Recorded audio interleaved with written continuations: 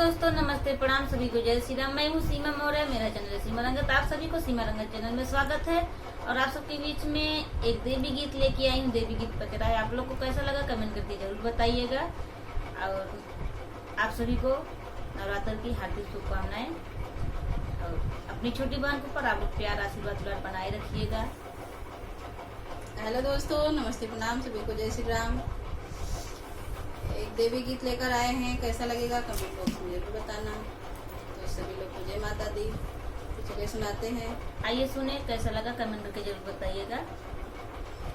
आवना मोरे अंगना ए शीतला मैया, आवना मोरे अंगना ए शीतला मैया, गैया के गोबरा से अंगना लिपाइब, गैया के गोबरा से अंगना लिपाइब, बैठाइब तोहर कलसा ए शीतला मैया, बैठाइब तोहर कलसा ए शीतला मैया, आवना मोरे अंगना ए शीतला मैया, आवना मोरे अंगना ए शीतला मैया, गंगा जमुनवा से जल भर लाइब, गंगा जमुनवा से जल भर लाइब, धोइब तोहर चरण ए शीतला मैया, धोइब तोहर चरण ए शीतला मैया, आवना मोरे अंगना ए शीतला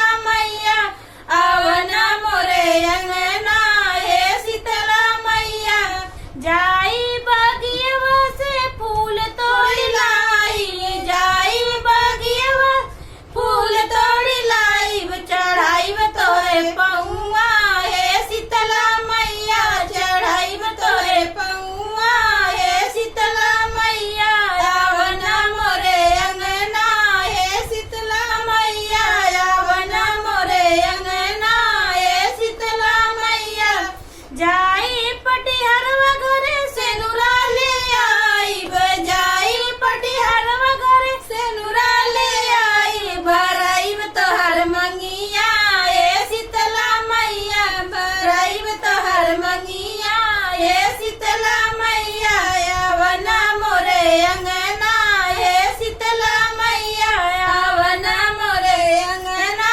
ए शीतला मैया, बजजवा दुकनिया से चुनरी ले आई, बजजवा दुकनिया से चुनरी ले आई, पहनाइब तोरे अंगिया ए शीतला मैया, पहनाइब तोरे अंगिया ए शीतला मैया, आवना मोरे अंगना ए शीतला मैया, आवना मोरे अंगना ए शीतला मैया, अहिरा के घरवा से दहिया ले आइब, अहिरा के घरवा से दहिया ले आइब, लगाइब तोहर भोगवा ए शीतला मैया, लगाइब तोहर भोगवा ए शीतला मैया, आवना मोरे अंगना ए शीतला मैया, आवना मोरे अंगना ए शीतला मैया,